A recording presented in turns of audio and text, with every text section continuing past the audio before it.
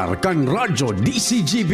Ang kabilugan kan mga baretang kinalap kan pinagsarong puwersa kan News Center asin Mega Force Patrol. DCGB Bareta alas 12. DCGB Bareta alas 12. Mga pinakahuring pangyayari sa Kabikolan, sa nasyon asin ibang parte kan kinaban. Ibabareta ng Ngunyan. DCGB Bareta alas 12. Ngunyan ang sa inyong tagapagbareta.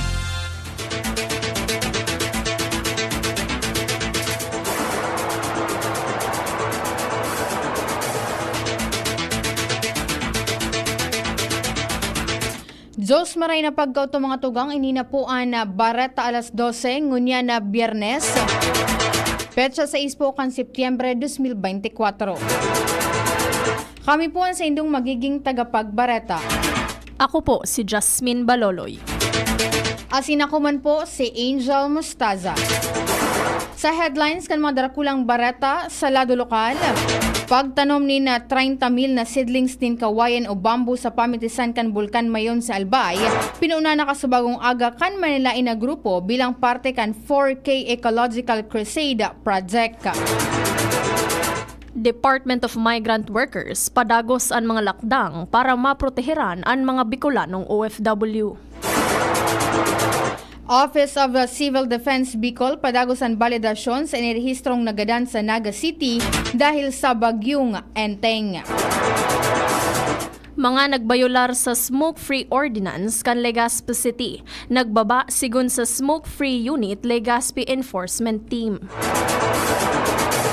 Sa lado nasyonal, pinatalsik na Bamba na Tarlac Mayor Alice Guo pigpresentar sa media bilang sarong detainee. Dating Bamban Tarlac Mayor Alice Guo nakaresibinin patakot sa iyang buhay kaya siya nagtago sa Indonesia. PBBM, dain madisignar ng spokesperson sigun kay Acting Communication Secretary Cesar Chavez. 183 na kongresista nagpartisipar sa bagong Pilipinas Serbisyo Fair sa Davao City. Sa ibang nasyon, nagkapirang flight sa syudad sa Southern China, kansilado matapos makusog o magkusog pa ang Typhoon Yagi bilang super typhoon. Baretang Sports, sharpshooter guard Evan Fournier mahali na sa NBA matapos ang 12 season. Sa mga detalyes kan Bareta, enot ang detalyes kan mga Bareta sa lado lokal. Ang baretang ini hatod sa Indokan. Newsep Z Plus. Now with zinc. Mas bilis galing sa sintomas ng sipon. Kabilugan na 30,000 na mga seedlings nin kawayan o bamboo ana itinanom o pinuna na itanom kan Manilain na grupo sa pamitisan kan Bulkan Mayon ngunya na aldaw sagud sa aga sa Setyembre 7, 2024. Ang inisyatibo ang inapod bilang 4K Ecological Crusade Project kan Laudate Sia Farm katuwang ang Rotary Club of Legazpi, Inner Wheel Club of Legazpi, Kabalikat Civicom 430 Santo Domingo Albay Chapter, DZGBAM asin iba pa. Sigun kay Inner Wheel Club of Legazpi President Josephine Bandola, suportado ninda ang aktibidad sa pagsasabing nahiling asin eksperyensya ninda ang naging epekto kan eruption kan Bulkan Mayon asin ang mga kalamidad na namamatean kun kaya dapat na magkaigwanan proteksyon sa kapalibutan. Sinabi ni Bandola na taon-taon na magkakaigwasindan ng ebaluasyon sa naging pagtalubo o estado kan mga ipigtanom na kawayan. Sa mensahe man ni Kapitan Harold Benvenuto kan Padang Legazpi City, pinasalamatan kainian mga grupo o manlalain na grupo sa pagkakapili kan sa indang barangay para tanumanin kawayan kung sa ina na itanom na ini sa may parte kan Padang Memorial Shrine asan harani sa salog kan barangay. Sinabi ni Benvenuto na kaipuhan nindanin permanenteng proteksyon sa pagbabaha sa pagsasabing an mga pigpakonstruher na dike an para mientras man sana asin may posibilidad na marumpag sa kinahaluyan. Nagtauman ni asigurasyon asin promisa si Kapitan Benvenuto na susustenera ninda ang siling na proyekto asin regular man na bibisitahon ang mga ipigtanom sa saindang lugar. Ang baretang ini hatod sa Indokan. Liver Aid Silimarine Capsule. Liver Aid. It's liver or lover, boys. Padagos ang mga lakdang na pigigibo kan Department of Migrant Workers Bicol para maprotektaran asin maitao ang mga serbisyo para sa mga overseas Filipino workers sa rehiyon. Sigun kay DMW OIC Regional Director Attorney Gina Paclibar Laceda, kaibahan sa mga serbisyo na pigtataon hinda ang legal assistance, repatriation assistance, conciliation and mediation of complaints, verification of license, verification of available jobs asin iba pa. Sa pinakaultimong datos kan ahensya kan Hulyo 2024, nakapagtaon na sindanin sobra 22,000 na e-registration assistance, sobra 13,000 balik manggagawa processing, 261 direct hire processing, 889 government-to-government hiring program, asin 57 monitoring supervision of job fair activities. Padagos pa ang validation kan Office of Civil Defense Bicol sa duwa nga na-report na nagadan dahil sa naging epekto kan bagyong Enteng ka nakalihis na si Mana. Sigun ini kay Gremel Nas, ang tagapagtaram kan OCD Bicol kung sain sa iyang ipinaliwanag na pig-aaram paninda kung typhoon-related incident ang narehistrong mga nagadan sa Naga City. Matatandaan na kanakalihis na aldaw kan magadan ang 57 anyos na lalaki matapos na makuryente.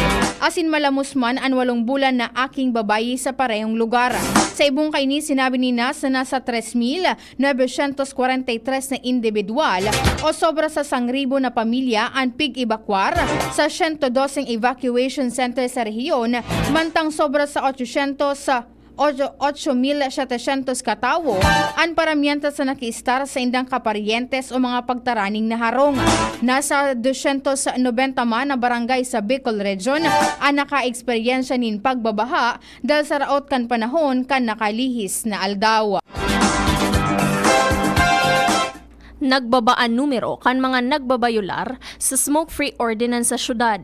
Ini ang sinabi ni Smoke-Free Unit Legazpi Enforcement Team Head, Jose Balbin, basado naman sa paglilibot ninda sa manlain-lain na establishmento asin sa mga pampublikong lugar sa syudad. Sigun kay Balbin, sa kabilugan na bulan, kan Agosto, nasa 163 ang saydang nadakop na nagbayular sa ordinansa kan syudad asin 33 na violators sa primerong pirang aldaw sana sa Septyembre. Sinabi ni Balbin na padagosinda sa pagdakop sa mga personang nagsisigarilyo sa mga lugar na bako designadong smoking area, mantang pigpapakusog maninda ang sa indang information dissemination, manungod sa pagbabawal man kan paggamit kan vape sa syudad na formal na ipapautob asin mataunin penalidad sa magamit kaini sa Enero 2025. Nakipaghuro na si Daraga Municipal Police Station Chief of Police, Police Lieutenant Colonel Edgar Azodea kay Daraga Acting Mayor Junji Haushan kasuhapon para tukaron ang manungod sa pinakusog na barangay drug clearing operation sa munisipyo. Sa paghuron kan duwang opisyal, tinukar digdi ang estado kan pagpapakonstruir nin balay silangan na maserbing rehabilitation center kan mga person who use drugs o PWOD sa Banwaan. Mientras sa binisita man ni Azodea ang infirmary building sa barangay Anislaga, Daraga Albay na maserbing pasilidad para siguruhon na nakasunod ini sa pulisiya asin guidelines kan Philippine Drug Enforcement Agency. Kasabay ka ini pinasalamatan man ni Azotea ang lokal na gobyerno kan Daraga para sa suporta na marealisar ang nasabing proyekto para dagus nang maideklarar na drug-free ang munisipyo kan Daraga. Sa ikatulong magkasunod na taon, nakuha kan munisipyo o nakuha kan munisipyo kan Kamalig Albay ang Green Banner Seal of Compliance Award sa ginibong 2024 Regional Nutrition Awarding Ceremony kasuhapon sa Legazpi City. Ang award pigresibininda Municipal Nutrition Program Coordinator Kenneth Nolasco, Municipal Health Office Head Dr. Jennifer Lapus, Municipal Councilor Sherwin Ian Buena, asin nutrition staff Nori Olitan. Sigon kay Nolasco, ang nasabing rekognasyon, nagpapahiling kan sarong trayumpo kan lokal na gobyerno. Ang Green Banner Award, pigtatao kan National Nutrition Council bilang paagi kan pagrekognisar sa mga LGU sa indang epektibong paagi kan nutrition as in sustainable interventions na nakakatabang sa estado kan nutrisyon kan sa indang residentes. Kasabay kaini si Nolasco, ang kasabay sa finalist para sa Regional Outstanding Municipal Nutrition Program Coordinator sa tulong magkakasunod na taon. Inilansar kan Tabaco City Police Station ang Tabaco Bantay Kaligtasan o Tabaka program para masiguro ang ligtas asin matrangkilong syudad. Sigun kay Police Lieutenant Colonel Edmundo Cerillo Jr., happy ka nasabing istasyon, sa larom kan programa mas pinakusog ang koordinasyon kan kapulisan sa komunidad, kasabay ang paghigpit sa mga ilalatag na checkpoint operations asin ang ocular inspection lalo na sa mga business establishment na bukas 24 oras. Sinabi man ni Cerillo na ipapautob manida ang enhanced police visibility lalo na sa rush hour. Nakatalaan man na magbisita ang hepe sa manilain na barangay sa syudad para personal na maaraman ang issue sa mga barangay para matawan nin magakanigong kasimbagan o aksyon. Sanggatos porsyento ng preparado ang Naga City Police Office para sa selebrasyon kan Peña Francia Festival 2024 sa Naga City sa Camarines Sur. Ini ang siniguro ni Naga City Director Police Colonel Erwin Rebellion kung sain halawig na ginibunindang pagpaplano katuwang an manlain-lain na ahensya di gobyerno. Sinabi ni Rebellion na nagkaigwa naman in simulation exercises sa man iba-ibang senaryo na partekan sa indang mga paghahanda para sa dakulang selebrasyon sa syudad. Sigun kay Rebellion, piglalao maninda na maabot sa 1.5 milyon na mga deboto ang mapasiring sa syudad para magsabay sa manlain-lain na aktibidad digdi. Yan mga tugang ang detalyes kan mga barata sa lado lokal. Masunod man ang detalyes kan mga barata sa lado nasyonal. Ibang nasyon, sports asin iba pa, makali sa nagkaperang paggirumdum. Kaming magtutropa, laging ganado. Sa trabaho, Ganado! Sa pamilya, Ganado! At syempre, kapag good times, Ganado! Ang mga selebrasyon kasama ang tropa, walang katulad basta may moderation, healthy lifestyle at Liverade. Ang Liverade ay may silimarin na maaring makatulong sa kalusugan ng atay. Araw-araw kaming umiinom ng Liverade dahil kami ay Ganado sa kalusugan! Liverade, It's Liver Lover, boys! Mahalagang paalala, ang Liverade ay hindi gamot at hindi dapat gamiting paggamot sa anumang uri ng sakit. Tulong proteksyon at pampalakas sa kalusugan ng atay. Liverade Silimarin Capsule. Mabibili sa mga leading drugstores nationwide. May iba't ibang karamdaman ka ba gaya ng high blood pressure, diabetes, sakit sa puso, sa kidney, sa atay, may myoma, na stroke, may gallstones, cancer at marami pang iba? Ang Amazing 4 ng Miracle Health Corporation ang subukan mo. Makakatulong dahil mula ito sa epektibong Amazing Trio at mas lalo pang pinalakas dahil sa Mega 1 na mayroong 21 sangkap. Subok ng nagpapalakas ng immune system at marami na ang mga natulungan na mayroong iba't ibang karamdaman. Huwag nang patagalin pa. At magpakonsulta. Maaaring pumunta kay Doc Joey Bitito sa Barangay 18, Cabangan West, Legazpi City, kaharap lang ng Bangko Sentral ng Pilipinas. O tumawag sa 0998-975-8121 or 0917-853-8933 para sa free consultation sa natural medicine. Mapapanood din ang serbisyong natural, kalusugan at bayanihan sa YouTube channel at sa Facebook page na Doc Joey Bitito.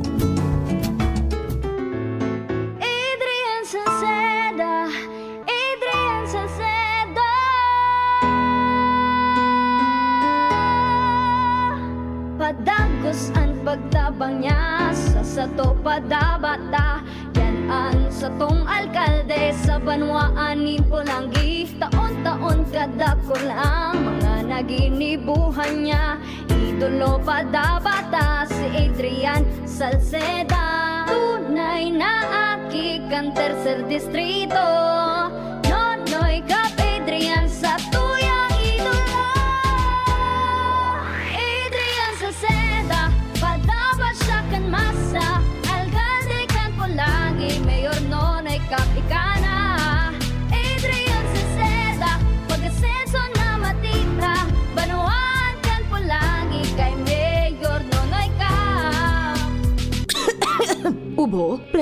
kumpara, hirap sa paghinga. Dapat may dalang ginhawa. Kaya lagi kong bitbit, Plemex Forte Capsule. Ang Plemex Forte Capsule ay gawa sa halamang lagundi. Ginhawa sa ubo at hika. Magaan dalhin, madaling inumin. Plemex Forte Capsule. Basta lagundi, Plemex. Vitex Lagundo L is the generic name of Plemex Forte. If symptoms persist, consult your doctor. Tanggal ang plema, tigil ang ubo. Maluwag ang paghinga sa Plemex Forte. Basta lagundi, Plemex! Ang Plemex Forte Lagundi Capsule ay mabibili sa pangunahing butika o drugstore na malapit sa inyo.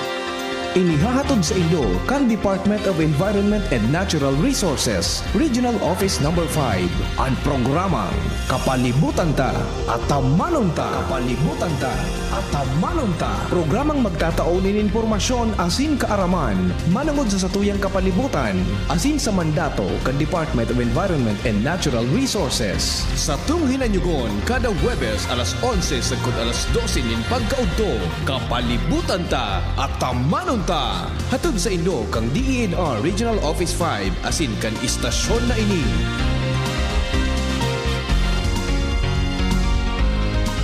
Ang Albay Electric Cooperative Incorporated or ALECO nag-aako na din mga aplikasyon para sa Lifeline Subsidy. Ang mga kwalipikado digdi iyo ang mga Pantawid Pamilyang Pilipino Program or 4Ps beneficiaries asin itong mga marginalized consumers. Para sa mga miyembros kan 4Ps, kaipuhan sa aplikasyonan sa inyong 4Ps ID asin latest bill. Para sa non-4Ps o itong mga marginalized consumers, ang mga requirements iyo ang mga minasunod. Certification halay sa Social Welfare and Development Office sa indong syudad o munisipyo na nagpapatunay na ang aplikante sa rong low-income earner base sa latest poverty threshold na ipigmok na kan Philippine Statistics Authority government-issued ID asin latest bill. Pagirumdom na ang diskwentong ini, otomatikong ia-apply sa monthly consumption kan mga kwalipikadong aplikante na day mahalangkaw sa 25 kilowatt-hours. Ipasa ang mga nasabing requirements kasabayan ng accomplished application form sa ALECO Service and Collection Office sa indong lugar. Kung kwalipikado ka, dai na magduwa-duwa. I-avail na ang subsidiyang ini ka-ALECO.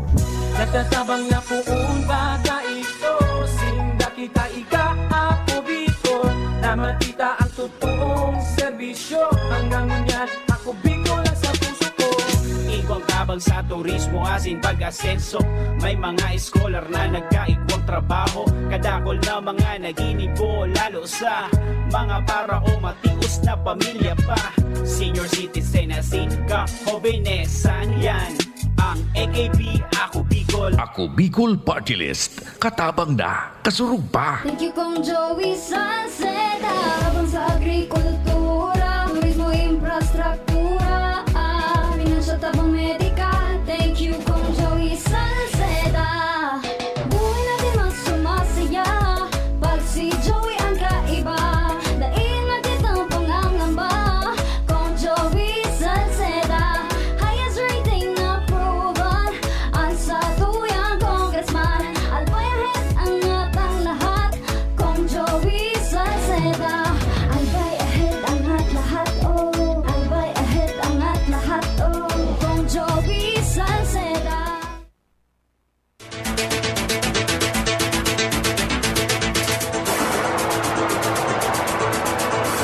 Sa detalles kan mga barata sa lado nasyonal, iprenesentara sa media ang pinatalsik na Banbana o Bambana Tarlac Mayor Alice Guo bilang sarong detainee.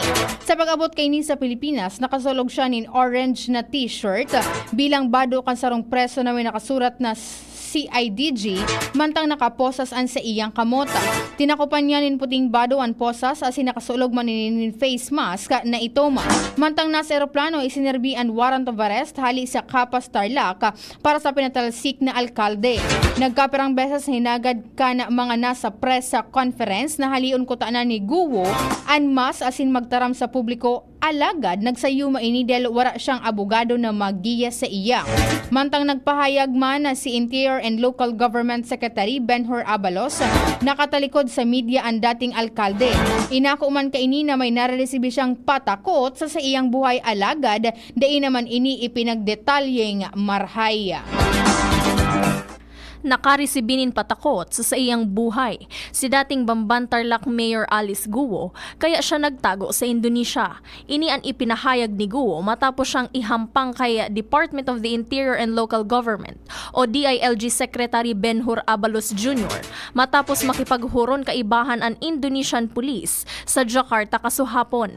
Sa video gikan sa Facebook page ni Abalos, dangog ang paghagad nin tabang ni Guo sa sekretary kan DILG. Positibo man ang naging kasimbagan kan sekretary kung sain madadangog nin maluya sa video na kaya ini nagkuha nin o nagkuha nin private plane. Enot nang siniguro ni Guo na handa siyang hampangon ang mga kasong isinaangat kontra sa iya. May kinaaraman sa koneksyon kaini sa illegal na Philippine Offshore Gaming Operators o POGO operations.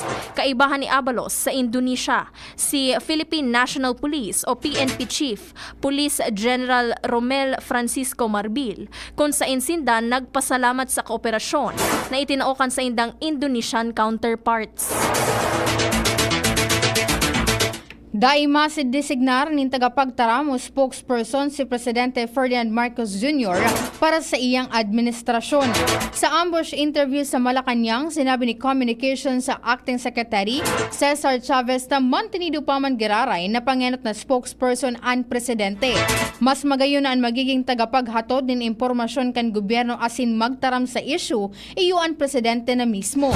Siring man sinabi ni Chavez na matabang pa man giraray sinda sa Presidente na maipaliwanag sa publiko ang may kinaraman sa mahiwas na diskusyon. Halimbawa digdi ang foreign policy, executive decision, asin legislative agenda. Malaog man si Chavez ng eksperto sa national security, social development asin infrastructure na makakaibahan niyang magpaliwanag sa publiko. Mantang magiging mas aktibo man ang gobyerno sa pagpapaliwanag sa mga issue na may kinaraman sa West Philippine Sea. Uminabot sa 183 na kongresista ang nagduman sa Davao City para magpahiling nin suporta sa bagong Pilipinas Serbisyo Fair o BPSF ni Presidente Ferdinand Marcos Jr. na piglansar kasuodma. Pinanginota ni House Speaker Ferdinand Martin Romualdez ang paglansar kan BPSF sa University of Southern Philippines. An event pig-organisar ni na Party List Representative Yeda Romualdez asin Jude Asidre, Representative Claudine Diana Bautista Lim, Representative Margarita Nograles asin Representative Sandro Gonzales. Sinabi pa na dai madidifisilan na kumbinsiron ang sa indang mga pag-iriba sa Kongreso dahil nahihiling maninda nin personal kung paano nakakatabang sa mga kababayan ang lambang pisong pigtatagama sa social amelioration programs arog kan AIX, AKAP, Tupad asin iba pa. Ang Davao City ang ika-23 na kabtang kan BPSF na pinuunan kan nakaaging taon. Si Mindanao Development Authority Chief Leo Teroso Magno ang nagsirbing local host kan event. Ang pinakadakulang numero kan mga kongresista na nag-atendir sa BPSF iyo ang nairehistro sa Tacloban City na uminabot sa 242 na kongresista. Nagkakantidad nin 1.2 bilyon pesos na cash assistance asin serbisyo kan gobyerno na idinistribuer sa 250,000 na benepisyaryo sa Davao City. Ipinag-orden kan Ombudsman ang 6 na bulan na preventive suspension kontra kay Energy Regulatory Commission o ERC Chairperson Mona Lisa Di Malanta. Ini may kinaraman sa reklamong administratibo na isinangat kan consumer group na National Association of Electricity Consumer for Reforms Incorporated. Sigun sa report, dahilan ini sa pigsasabing pagtugot sa Meralco na magbakalin kuryente gikan sa wholesale electricity spot market o WESM sa mas halangkaw na presyo. Sigun sa desisyon, ang nasabing suspension iyo ang nakabase, iyo ang base sa makusog na ebidensya kan sa iyang pagkakasala sa mga kasong may kinaraman sa grave misconduct, grave abuse of authority, gross neglect of duty, as in conduct prejudicial to the best interest of service. Ang nasabing suspension susug naman sa Section 9 kan Administrative Order Number 7 as in Section 24 kan Republic Act Number 6770. Nagpuunaan ang mga aktibidad kan Philippine Charity Sweepstakes Office o PCSO para sa indang 90th anniversary na kasabay kan National Day of Charity sa Oktubre 30. Kasuhapon, nag-host ang PCSO nin Charity Summit na may kamauotan na makakua nin suporta asin kooperasyon sa iba pang stakeholders asin nagpaplano manin mga estratehiya sa pagpapakarhay kan paghatod nin mga kawanggawa sa nasyon. Ginibo ang event sa Manila Hotel na may temang Building Bridges through Partnership and Cooperation with Charitable Institutions. May 200 na partisipantes ang nagtiripon sa summit sa sarong hybrid format. Nagkapira sa mga partisipantes ang hali sa Department of Social Welfare and Development, charitable institutions, NGOs, PCSO partner agencies asin iba pang stakeholders. Nag-atender man ang mga kandidata kanmutya ng Pilipinas sa 2024 dahil saro sa mga ini ang magiging Miss Charity na magiging bisita man sa National Day of Charity celebrations sa nasabing petsa. Barata sa ibang nasyon, kanselado ang nagkapirang flight sa syudad kan Southern China kasunod kan pagkusog pa kan Typhoon Yagi bilang super typhoon mantang paduman sa Holiday Island province sa Hainan. Pigtutumbukan bagyo ang western na parte kan South China Sea asin pasiring sa Hainan. Nagdadaramanin makusog na pag-uran asin paros ang super typhoon sa baybayon kan China.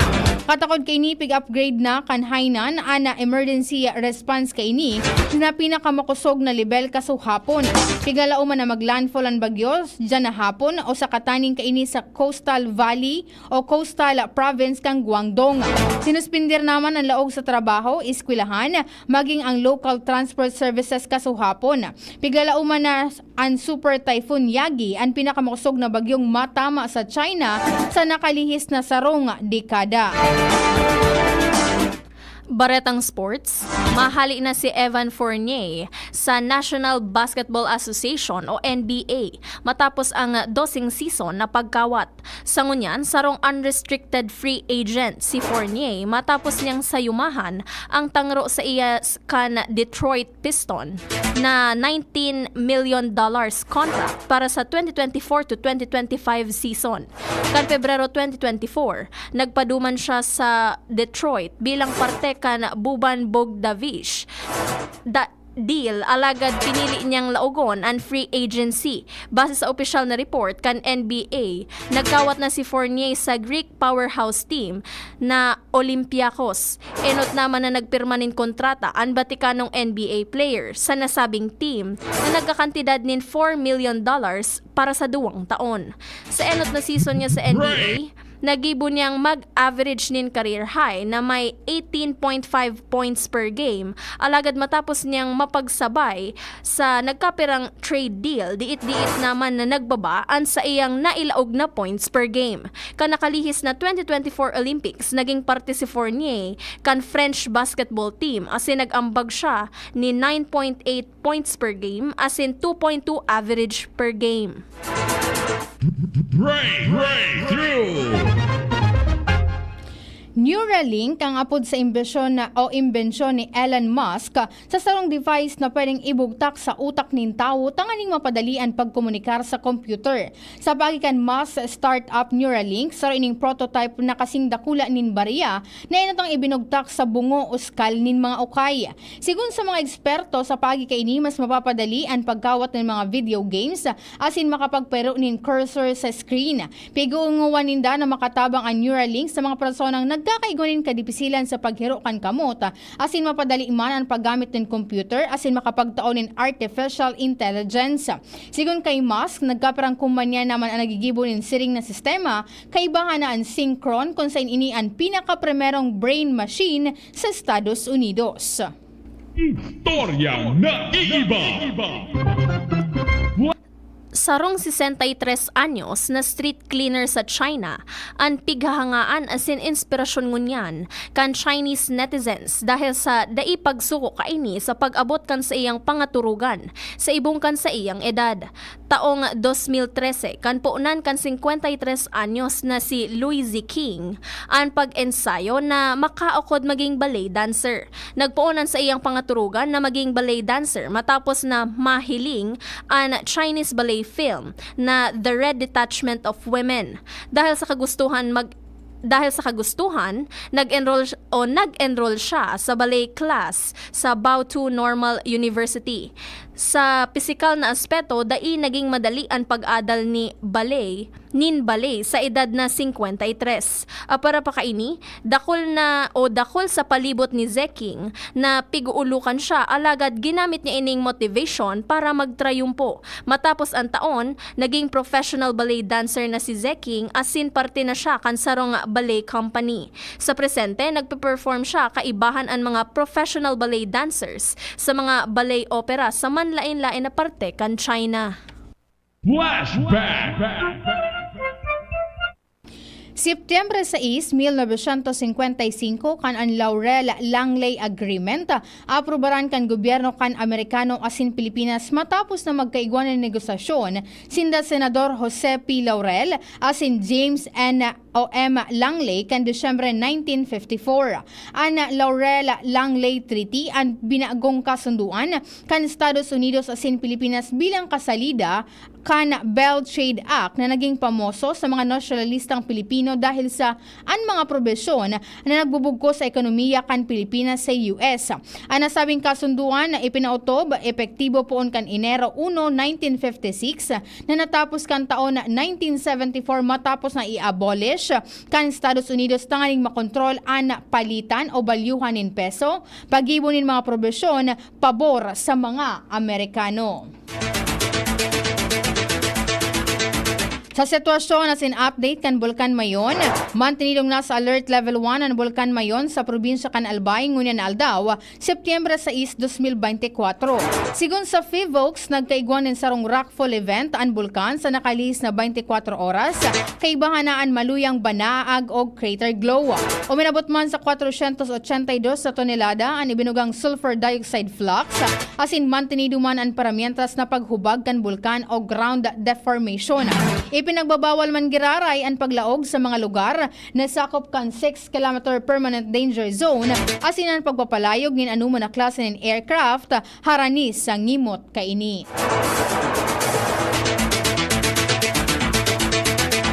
Yan mga tugang ang kabilugan, ang mga detalyes kan mga barata sa lado lokal, nasyonal, ibang nasyon, sports asin iba pa.